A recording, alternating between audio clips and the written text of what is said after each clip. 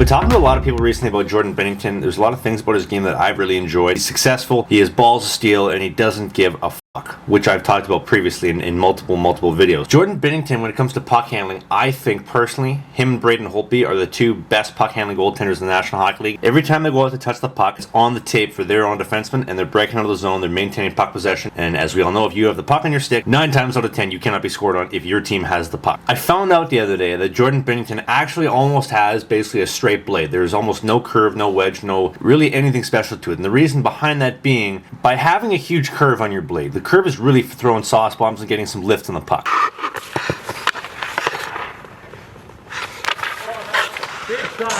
But when you start adding the sauce bombs, they're usually a longer pass, as opposed to a simple 10 to 20 foot pass from the goal line, maybe off to the hash marks. Then you have the puck, you're breaking into the zone, again, maintain that puck possession. And I thought that was genius because if you don't have, let's say, a P31 or a crazy banana, like an OV kind of curve on your stick, you're not going to want to make those huge passes or shoot for the empty net with a minute left when you're up by a goal, because the odds of you hitting it aren't very good. People love to talk about Mike Smith as one of the, if not the premier puck handling goaltenders in the National Hockey League, but he has a lot of turnovers, and I think there's more negative than there is positive. Now, keep in mind, once again, this is coming from an okay, decent, maybe even mediocre Canadian hockey college goalie. This is just my 2 cents, but I really want to break this down in today's video. Puck handling and how Jordan Binnington, I think, is changing. And this is something that I think I'm going to follow up suit with as well. Changing the curve of my stick to enhance my puck handling ability and to maintain possession so I'm not giving up more goals. This is today's video topic.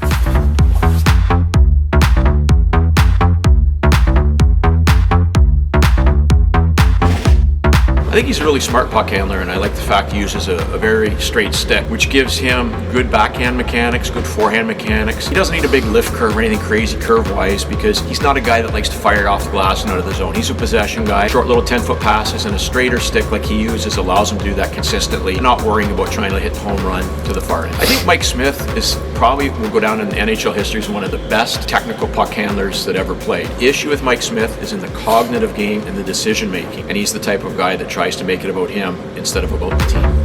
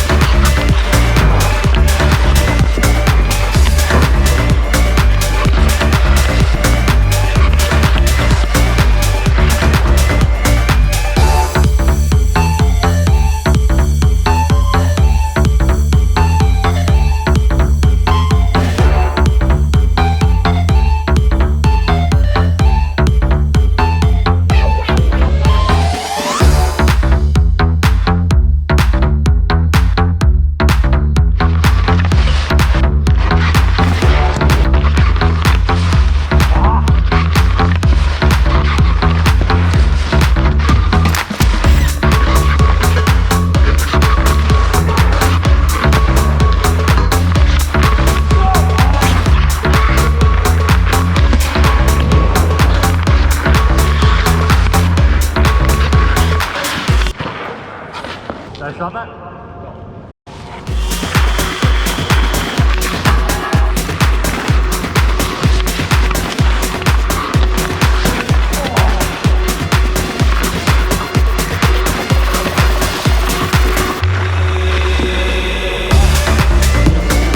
Alright, some more food, and Mr. McKeegan here. Hello, everybody.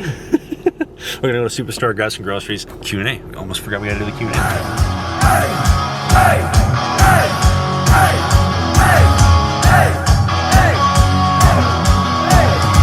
Dark chocolate coconut little treat things. I heard they were good online.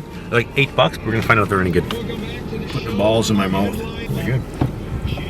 That's pretty good, eh? I like it. I just want to reiterate one more time. Strathroy Motor Inn, do not ever stay here.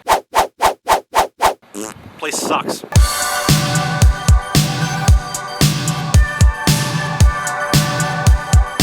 Theme for the Q&A is pro hockey questions. First coming from S. Rotman. What is it like working with the pros? With the pro goaltender is no different than working with a minor hockey goalie. They're all trying to get better.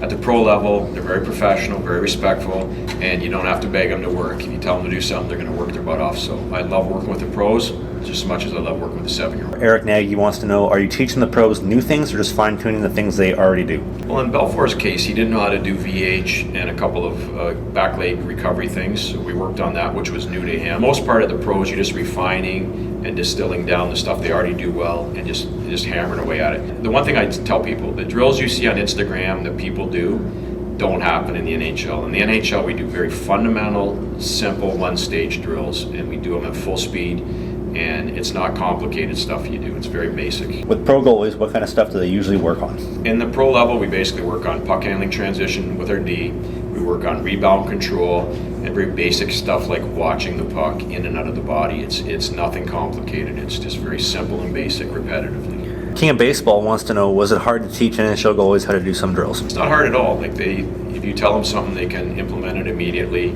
Some of the stuff we worked on with Belfour took a little bit because he hadn't done certain things before. But because of their competitiveness, they find a way to get stuff done that you teach them, especially when they understand how it can help them. Lucas Burrows, things pro goalie coaches look for in a goalie when deciding a team. Well, the goalie coach doesn't really have any role in deciding who's on the team. So the goalie coach just coaches the guys that are sent there, so that there's no decision making in that part. We touched on the whole Pogge Rask thing, like, and your 2 cents on that. That might be kind of a good to kind of provide context to it. We had a decision to make between Tuukka Rask and Justin Pogge. They were both equal at that time, potential-wise. And I think the decision point came down to who did they think was going to play better in Toronto as far as being the Canadian kid, or to use the Don Cherry analogy, one of our guys. One thing I put forward at the scouting table is I said, listen, in the NHL right now there's a ton of goalies that are finished that are ripping it up, and I said I wouldn't sleep on Tuukka Rask. General manager get paid to make a decision. All the inputs that we put in, he factors in, and then he ultimately made a decision. But for me, in hindsight, yeah, Tuukka Rask as a Stanley Cup would have been the smart play, but I don't think either way could have been a poor decision at the time. In hindsight, yes, Tuukka Rask would have been the guy. When is it too late to start aiming for pro hockey? You should never aim for pro hockey. I think that's the biggest myth, because you set yourself up for failure. I think you should be surprised when you make it, not disappointed when you don't. I think what you should do is aim to get the best out of yourself you can. The rest takes care of itself. So if your mindset is, I want to make the NHL, I think that distracts from the goal of you incrementally getting better every single day. So I think it's a wrong goal to have to start aiming for the NHL. I think you should be aiming to just get better every day, and the rest will take care of itself. What was the transition from playing pro to coaching in pro in the NHL like? It was actually very easy, because when I got hurt after my NHL career, I started running goalie schools and private lessons, mentor training year-round, and was the first person to start doing that as a full-time living. And I'd been doing that for probably 10 years before the NHL opportunity came the way, so it was easy. I've been in the NHL, so coaching up there wasn't awe-inspiring, I wasn't intimidated.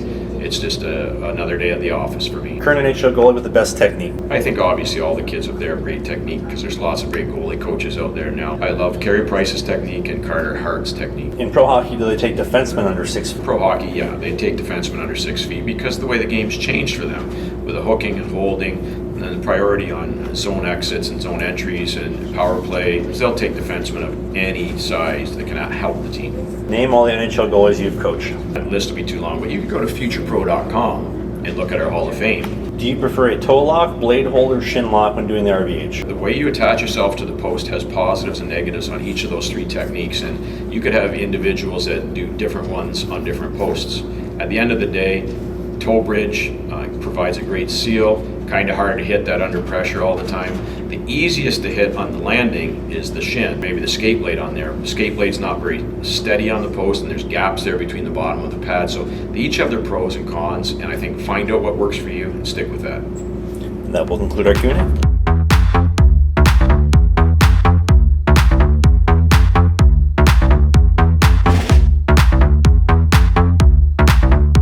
Alright, now as always, Sideline Swap is a great place to buy sport equipment from. Place backed by a buyer-seller protection program guarantee, and I actually just bought a new stick the other day. I picked it up on Sideline Swap. Great deal. You can also find great deals like that. Go to the link in the description for sidelineswap.com. See you in the next video.